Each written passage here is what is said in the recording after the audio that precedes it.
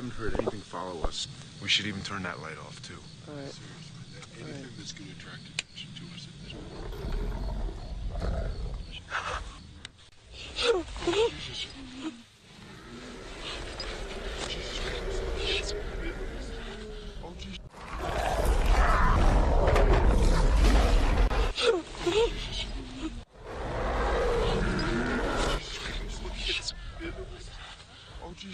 Let me get my jeans on.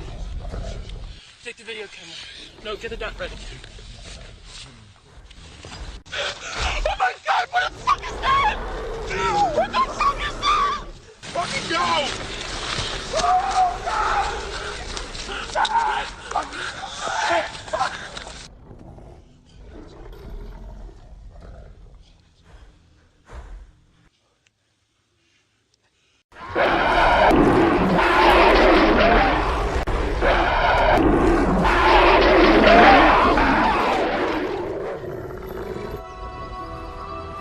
Perhaps werewolves are simply a reminder that there is a beast within us all, and a warning of what might happen if that beast is unleashed. In the French city of Bordeaux, the violent death of a local man led police to uncover a story worthy of any horror writer. A 28-year-old man was arrested, and when questioned, did little to deny his part in the murder. But what set this case apart was the reason he gave for the killing. Because the man claimed the murder happened just after he transformed into a werewolf. Si je regarde dans un miroir, je peux voir la transformation. Je sens des poils pousser partout sur moi. Mes dents commencent à pousser.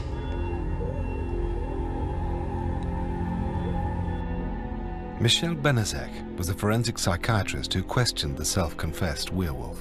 He believes he can turn into a werewolf, and when he does, he becomes very violent and wants to bite and hit people and drink their blood. Je satisfais mon désir en allant visiter des abattoirs, en buvant le sang des chevaux alors qu'il est encore chaud. Mais je préfère le sang humain.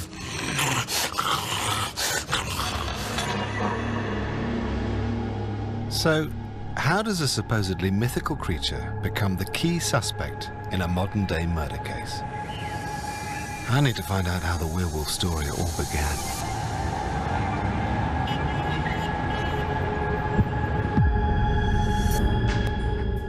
If you look through the history books, you find that werewolves are far from a recent creation. But frustratingly, many of the facts have been lost in the mists of time. But I have found one detailed account of a strange ritual dating back over 2,000 years. It's my first real clue to the origins of the werewolf legend. To start my journey, I'm going, well, actually to the last place I'd expect to find a werewolf, Greece. I'm going to investigate a story of retribution, human sacrifice, and cannibalism.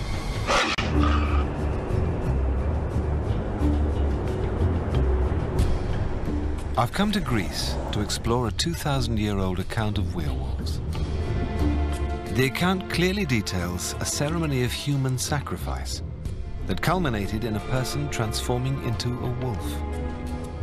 The legend even goes so far as to give an exact location for the site of the sacrificial altar, Mount Lycaon, deep in the heart of the Peloponnese, about 200 kilometers southwest of Athens. A group of American archaeologists from Pennsylvania University, led by Dr. David Romano, are planning an excavation here soon, which they hope will corroborate the stories of human sacrifice and their possible links to werewolves. So, werewolves. I must admit, I would never have connected werewolves with ancient Greece. Well, there are many ancient stories that link this place, Mount Lycaon and the Sanctuary of Zeus, with the possibility of human sacrifice, and some of the stories involve werewolves. What are you hoping to find here? Well, we're hoping to find many things, but among them would be whether or not the ancient Greeks actually sacrificed humans here on this altar, which is 25 meters higher up. Let's go and have a look.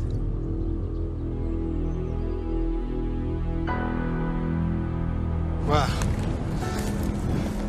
Sacrifice with a view. This is one of the trenches that was excavated in the early 20th century by Coriniotes. He found the remains of bones, which he analyzed and found to be animal bones. But when we work here, we'd like to see if it's possible that the bones are human. And if they are human bones, how does that relate to werewolves?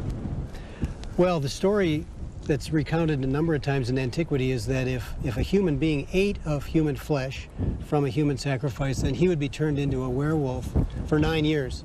And it would take 9 years of not eating human flesh for him to become human again. Otherwise he stays as a wolf. That's the story. How would you say all these ancient myths found their way into popular culture? How did the werewolf make its way into the werewolf we know now? Well, the stories were told and retold in antiquity, and in fact we have a summary of the story told to us by Augustine in the 4th or 5th century AD, in which he recounts these various aspects of the Lacaean story, and it may be from that date that Christianity picked up the story. There is little doubt that something strange went on here. Were there really werewolves here? Or were they simply a way for the ancient Greeks to discourage the practice of human sacrifice? Whatever the case, the story of Mount Lacaean shows just how far back the legend of the werewolf dates, just how early on they became a part of our culture.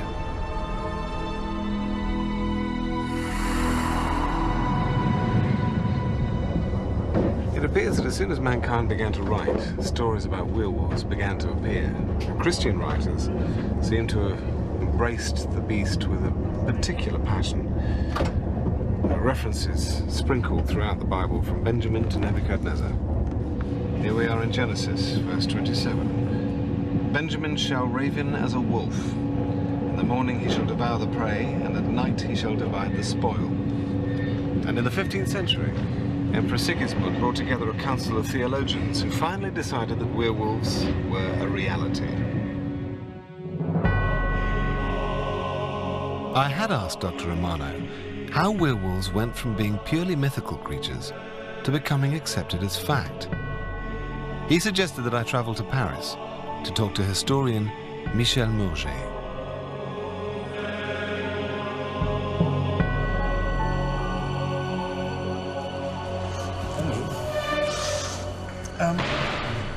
When I started looking into werewolves, I thought, as I believe most people do, that werewolves, of all the monsters, was very much a Hollywood myth. But I believe that you have evidence that people were convinced transformation into a wolf was a reality.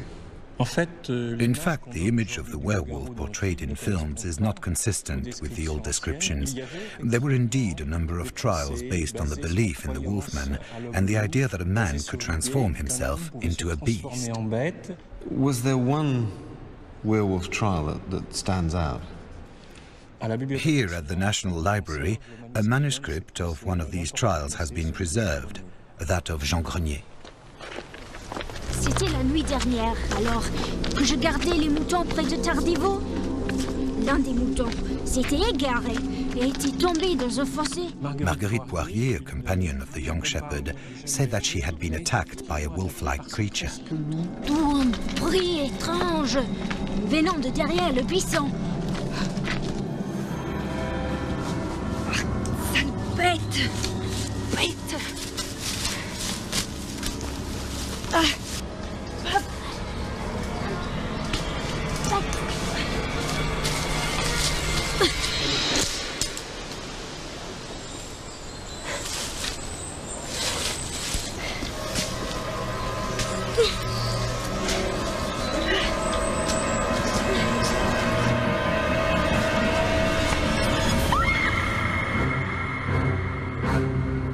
Tout à coup, j'ai été frappée de derrière et précipitée au sol.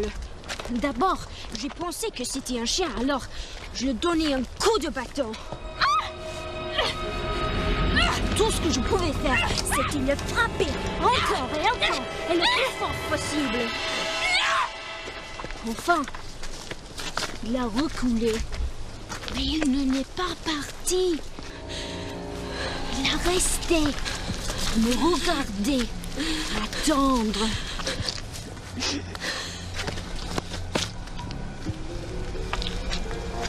Pourquoi tu souris? Tu es pour être tué. Ce serait quand je sais qui t'a attaqué. Quoi? C'était moi qui t'attaquais. Et si tu n'avais pas eu ce grand bâton, je t'aurais laissé bien plus que ces petits griffeurs. Je t'aurais déchiré le cou comme je l'ai fait avec cette petite fille goûteuse de la crinière. Grenier had a great deal to say for himself and told them at great length how he could transform himself into a wolf. The court records of the Grenier trial provide a compelling testimony to the events of the time. Jean Grenier, tu es accusé d'avoir attaqué Marguerite Poirier sous l'aspect d'un loup-garou et d'avoir aussi tué une autre jeune fille et un chien. Est-ce bien le cas? Est-ce vrai? As-tu commis ces actes répugnants?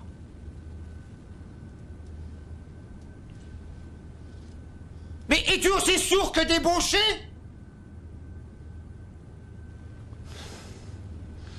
Je vous ai entendu. Eh bien alors réponds à ma question. Oui. J'ai tué un chien. Mais les petites filles ont bien meilleur goût. Le chair est tendre et sucré. Leur sang est riche et chaud.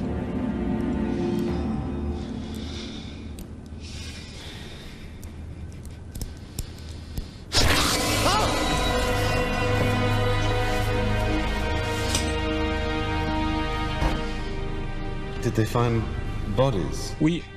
Yes, the bodies found were those of young women who'd been killed. So Jean Grenier claimed that it was he, in the form of a wolf, who was responsible for these assaults. And indeed, showed them the spot close to a tree where one of the attacks was alleged to have occurred. Donc c'est bien ici qu'on a retrouvé les restes de Marie Richard. Oui.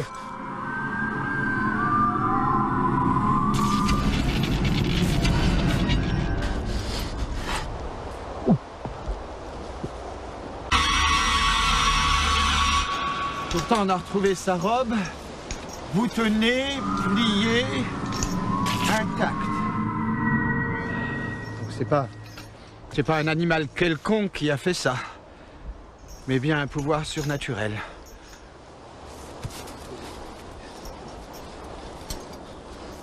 C'est toi qui as fait ça?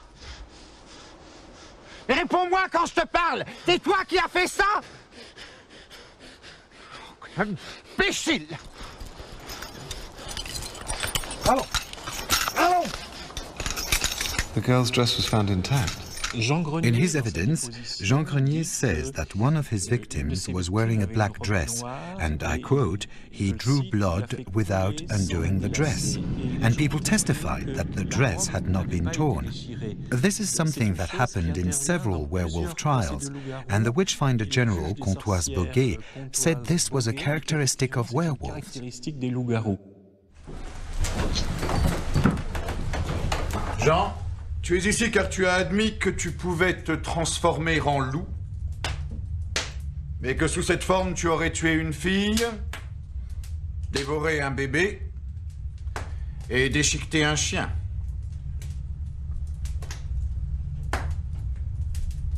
Explique. Explique à la cour comment il est possible que tu puisses te transformer en loup. Quand la lune entre dans son dernier quartier, j'ai un besoin très fort. Un besoin de rejoindre l'élu. J'enduis mon corps d'une potion. Je mets ma carte de loup. Et c'est là que je peux commencer à courir avec ma meute.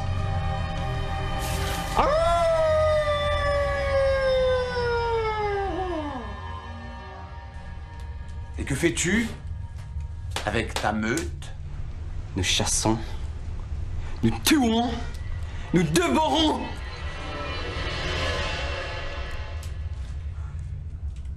Alors, où as-tu trouvé cette potion et cette peau de loup?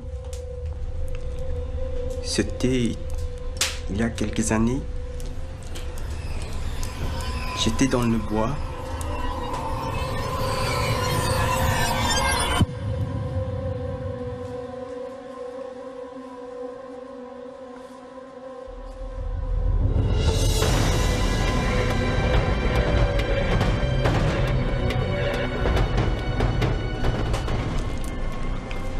Un homme à cheval m'a demandé de bourser son cheval.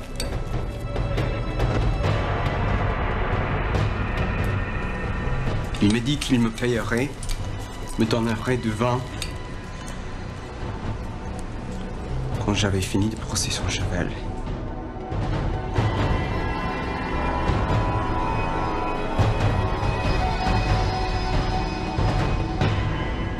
Jean Grenier explained that one day, while out in the forest, he had met a man whom he called the Forest Master.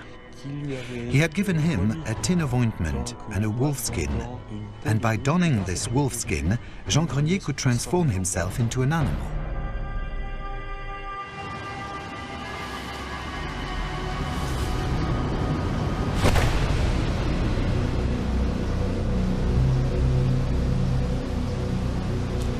Il m'a dit qu'il était le seigneur de la forêt et que j'étais son serviteur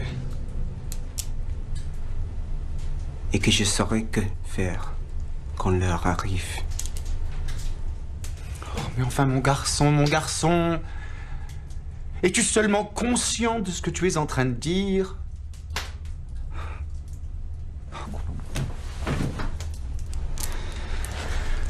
Prenez-le. So Jean Grenier confessed to a number of heinous crimes and to being a werewolf. What punishment could he expect? It was easier to point the finger at human culprits than to tackle the devil. The devil couldn't be brought before a court of justice, but his accomplices in the form of witches and werewolves could be seized, tried, and burnt at the stake.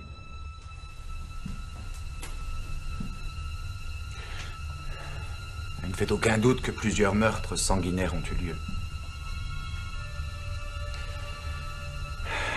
En tenant compte des preuves indiscutables, il est clair que tu souffres de délire et d'illusions diaboliques. Alors la seule façon d'arrêter le diable, le malin, mon garçon, c'est la mort.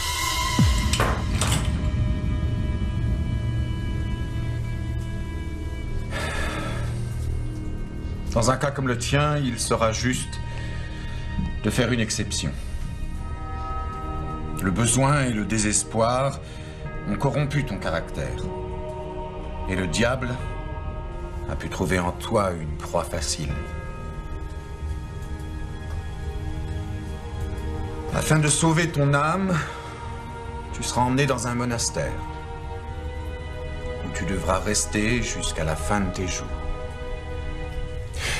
Si tu devais essayer de t'échapper, tu serais rattrapé et pendu jusqu'à ce que mort s'en suive. Tu me comprends?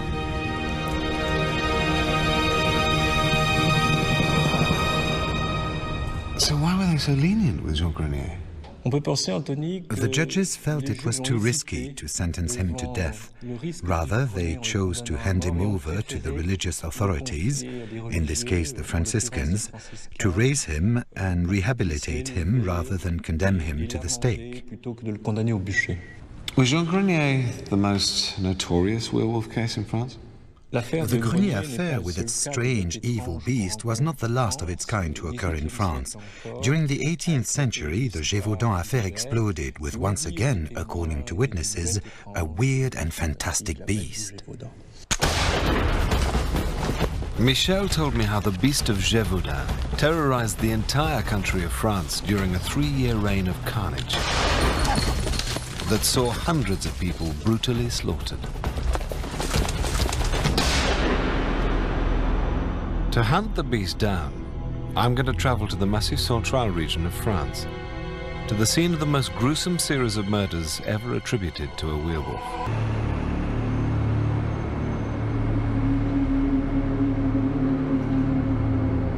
In order to find out more about the most devastating attack ever attributed to a werewolf, I've come to the quiet village of Saugues to meet the local werewolf expert, Jean Richard.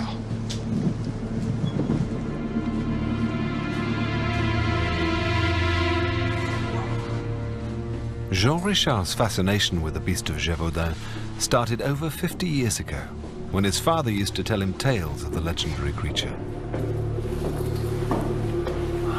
Since then, he's collected every scrap of documentation to try and unearth the truth behind the myth, and is now regarded as the world's greatest authority on the beast.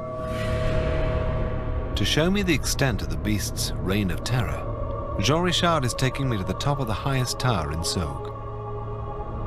This is the region of Gévaudan that the killings took place. Over there is where the story took place. How did it all begin? It started on the 1st of July, 1764. That's when the beast killed its first victim.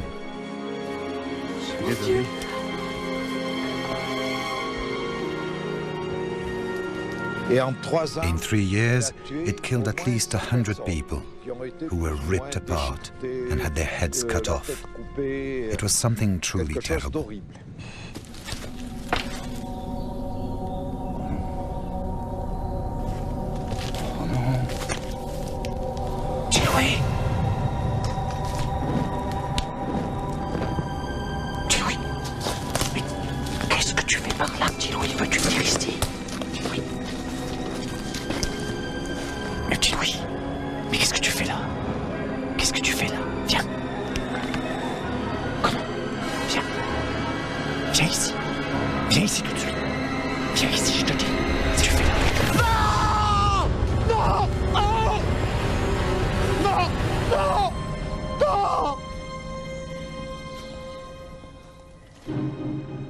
Jean Richard told me that the beast's deadly reputation became so widespread throughout the Massif Central region of France that even the king, Louis XV, became involved.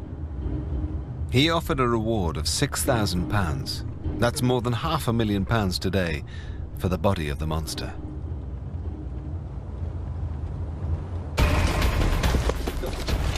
The king even dispatched 56 of his best soldiers to the region, who in turn gathered 20,000 men to try and track the beast.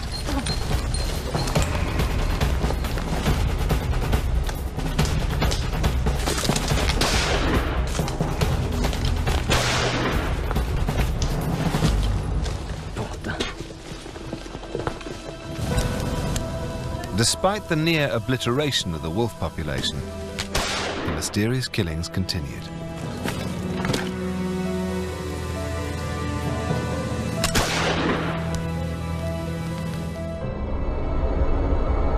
So who did kill the beast? It was Jean Chastel. He came here to Notre-Dame-des-Tours on a pilgrimage, where he melted 3 silver medals to make bullets.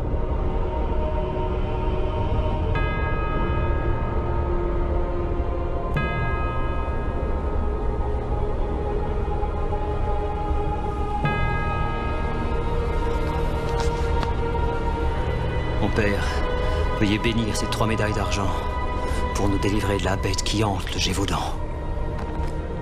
According to Jean Richard, this story of Chastel melting medals to make his ammunition is the first written account of silver bullets being used against werewolves. Merci, mon père.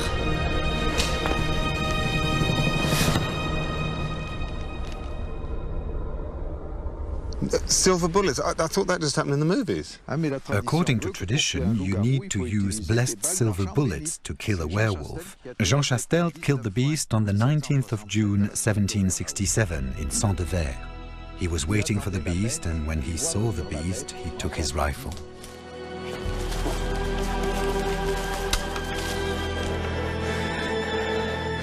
Mon Dieu, qu'il est ma main, bête, tu ne tueras plus. And that's the way the beast of Gévaudan died.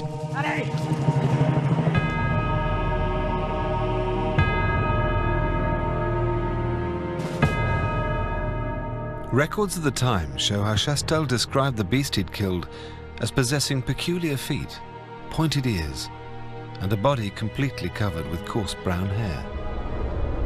But an ill-advised trip to the king resulted in what remained of the beast being lost forever. Jean Chastel thought that if he took the beast to the king, then he would get a reward. He killed the beast on the 19th of June, and he didn't arrive until August, and by that time the beast was rotten and really stank. Apparently the king said, "How dare you present me with such a foul object? Bury it immediately." So they buried the creature in the garden of Versailles, and nothing was ever preserved of the beast. After all these years of studying the beast, what do you think killed all those people in Gévaudan? Who knows? Maybe the answer is still out there.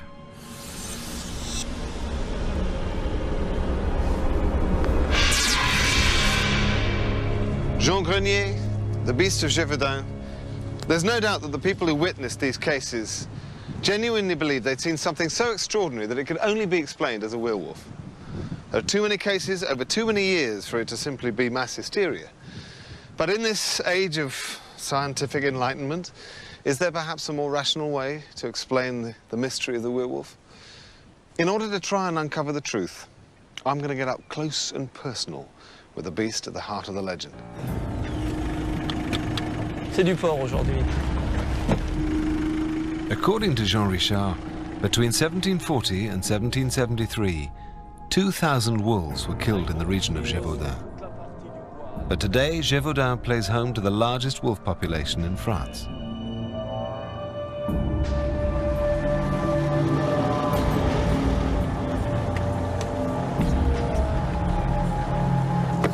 Là, il y avait du porc tout à l'heure, mais on a aussi du mouton. Hein.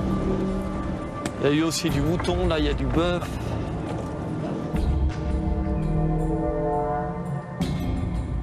People of Gévaudan were convinced that it was a werewolf that was at the heart of the killings. Could it simply have been a wolf? It couldn't have been wolves. Peasants in those days were used to seeing wolves, alive or dead. They knew how to recognize a wolf. And if wolves were so aggressive and dangerous, then children wouldn't have been allowed to go out on their own and look after sheep. They talked about a beast because they couldn't recognize the animal. So is there any scenario in which a wolf would attack a human being? A healthy wolf will never be aggressive to man. The only time would be if a wolf is suffering from rabies. Sylvain told me that wolves, like dogs, contract canine rabies, usually when other infected animals bite them. The symptoms of rabies vary dramatically. From dumb rabies, where wild wolves develop a drooping head, paralyzed hind limbs, and lose their fear of humans, to furious rabies, where an infected wolf will gnaw and bite its own limbs and become so aggressive it'll attack anything, including humans. So might rabies be a possible candidate as an explanation for the beast of Gévaudan? It is not possible that the beast of Gévaudan was one wolf or several wolves suffering from rabies during those 3 years. You must bear in mind that a beast suffering from rabies can only live for 9 days and couldn't have survived for 3 years. But most of all, something that I think is really important is that none of the victims attacked by the beast developed symptoms of rabies. Well, if it wasn't rabid wolves, what might have killed all those people in Gévaudan? I think that the answer to this story lies within man. I am sure wolves are innocent in this case. So, if sightings of werewolves can't entirely be explained away as wolves, can science provide a human culprit? I've come back to Paris, to the Dupuytren Medical Museum, to meet Professor Rodney Dauber. He's a trichologist, an expert in hair growth, and I'm hoping he'll throw some light on the possibility. I'm trying to find out more about werewolves. And so far, there isn't sufficient explanation by just blaming everything on wolves, per se, that keeps coming back to the human factor. Is there a set of circumstances under which humans could be involved? There's some reason that someone might have thought it was a human? Oh yes, many different ways of trying to explain it medically through humans, but the commonest one that's been done over hundreds of years is the people who are occasionally born with incredible excessive hair, that we use this word hypertrichosis. These are pictures from the late 20th century. This is a particular one from Guadalajara, an 8-year-old child, and you can imagine a context in a village or a country somewhere where that would be very much a werewolf phenomenon. And you can note how much the head and neck in that particular type is much worse than the body. So would hypertrichosis have been more common, say, 200 or 300 years ago? I think as it was seen, yes. There were probably a lot more congenital abnormalities that reached the light of day. Would there be any evidence of hypertrichosis in the 1600s, 1700s? Going back through literature from that era, very much so. But of course there's a very famous 16th century picture showing that very clearly. Professor Dauber described how one of the earliest documented cases of hypertrichosis was Petrus Gonsalves and his children, whose portrait became renowned throughout Europe. How do you think they would have viewed it then? Well, they'd have viewed these people as freaks, and at that time they'd have been considered as from the devil. Now, Jean Grenier was described as being diminutive, having brown skin. He kept saying that that was the wolf's coat that he had. Would that have any bearing on the hypertrichosis? Yes, it would fit with the complexity of the story, where hypertrichosis mixes in with other faults in the body's development. People who are malnourished very frequently get browner skin. And if you lose a lot of weight with malnourishment, it's almost the routine to end up with downy hair growing all over the place. Bearing in mind, if you saw a lot of hair on a child, you'd find that very abnormal and fearsome in that context. So limited diet in the 16th, 17th century might be a factor? Might well be, yes. Given all these scientific explanations for werewolves, would you say werewolves are a thing of the past? Not entirely, because we know there are many parts of the world where you can imagine the werewolf phenomenon possibly still existing, because congenital faults will still exist where there isn't modern medicine. And malnutrition still exists. And if they have particular types of malnutrition and they're not getting medical treatment, it's still quite likely that there are people out there that are considered in the same context as the werewolf story of 200 or 300 years ago.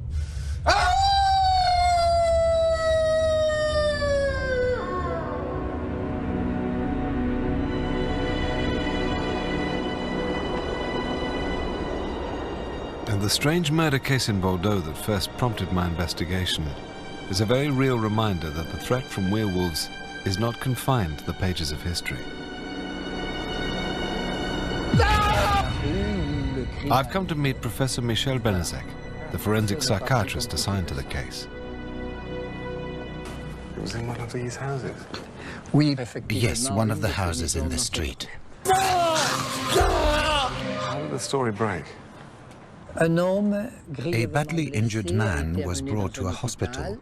He died a few hours later. and the hospital called the police. After the inquest, they arrested a 28-year-old man who was identified as the main suspect. And why were you brought in? I met that man because a colleague in one of the prisons in which I was responsible for criminal psychology told me that one of the inmates said that he was a werewolf. You're saying that the murder was committed by a werewolf? That's what he said.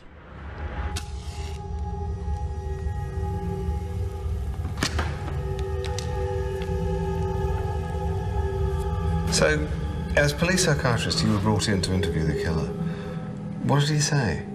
He said it was after a drinking session that a fight started and finished badly. On buvait toute la journée. On savait plus trop ce qui se passait. T'es mignon quand tu rigoles, toi. Ouais, c'est gentil, mais je ris pas assez souvent, je suis trop sérieux. On est bien bourrés, hein. Ah ouais. Tu trouves pas? Complètement On se marre, hein. Tu trouves pas? On rigole bien, non? So what was the first thing he said about becoming a wolf? He said to me that, like wolves, he was really attracted to blood. Le problème, c'est le sang.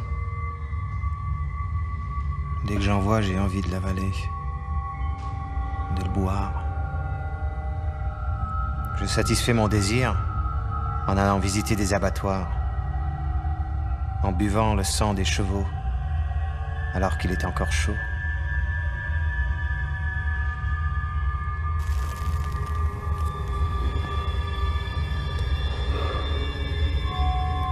Mais je préfère le sang humain. Tu n'aimes pas la piquette, hein. Ah, excellent, excellent. Alors voyons voir. Ah, alors là, ce truc con. qu'est-ce que tu fais? Aïe. Ah, merde, je me suis coupée. Ah, bah elle est con. Le mur. Du sang. Non, regarde, moi aussi, regarde. Non mais arrête, toi, mais... Ah, écoute, calme-toi. Parce qu'il y a, mais t'aimes bien ça. Non, je te fais pas mal, là. Si, tu me fais mal. Ah, tu... Embrasse-moi. Non. Ça va l'exciter, embrasse-moi. Oh. Écoute, tu commences à me faire mal. Quoi? Je te fais pas mal, je te caresse. Tu me dis quelque chose. Je te caresse la nuque, je te caresse la nuque. Mais écoute, si là, il se part. Mais oui, mais là, peut-être pas envie d'être avec un connard pareil. Connard pédé.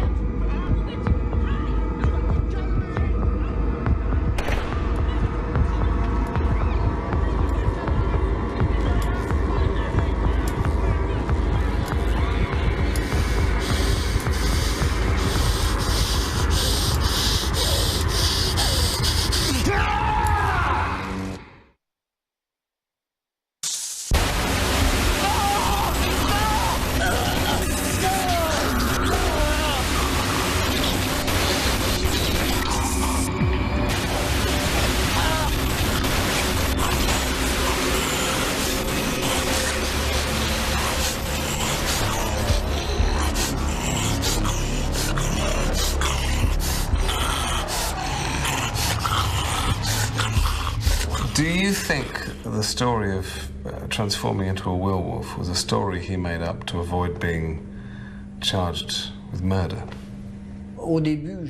Initially, I was wary about making a diagnosis, but after a long period of observation, I came to the conclusion that he was suffering from the condition of lycanthropy. Lycanthropy is the belief that you turn yourself into a wolf, or that the spirit of the wolf takes possession of your body. C'est comme si des fourmis grouillaient dans mes mains. Si je regarde dans un miroir, je peux voir la transformation. Mes yeux fixes, droit devant. Mes pupilles commencent à se dilater. Je sens des poils pousser partout sur moi. Mes dents commencent à pousser And whatever happened to the werewolf of Bordeaux? That's the big question. In 1989, the French city of Bordeaux witnessed the brutal death of a 52-year-old man. A local man confessed to the killing, but it was the reason he gave for committing the murder that made the case exceptional. Because in his statement, the man claimed he'd attacked the victim only after he'd transformed into a wolf.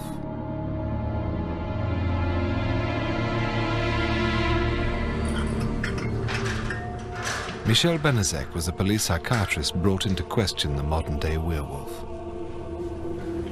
It is here in this cell that the criminal sat during his sentencing. So what happened in the court case? Was he found guilty?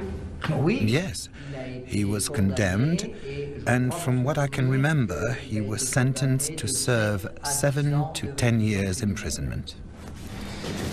So, if he had a psychiatric condition, was there a treatment that might have helped him? Of course, there are many treatments for such mental diseases, but the criminal always refused to take them throughout his time in the Bordeaux prison and until his release. Did he always maintain his belief that he was a werewolf? Yes. While he was in the prison, he was always convinced that he was a werewolf. What happened to him? He is now at large. So, out there, there's a convicted killer who believes he's a werewolf, loose on the streets. Yes, it's possible.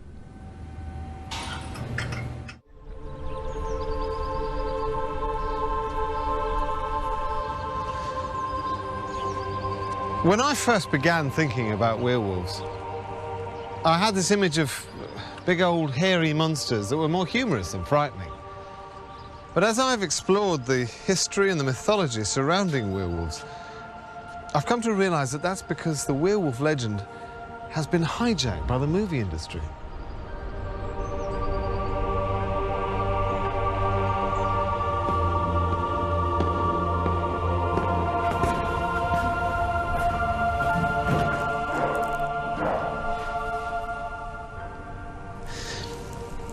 It seems the truth behind the werewolf myth is a complex mixture of brutality, suffering, intense isolation and torment, both from within and from external influences, the community, the authorities.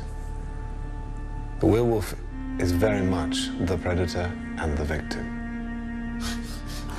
The early French cases highlight the melancholic nature of the werewolf, where the accused were often outsiders, the homeless or the desperate scavenging for food.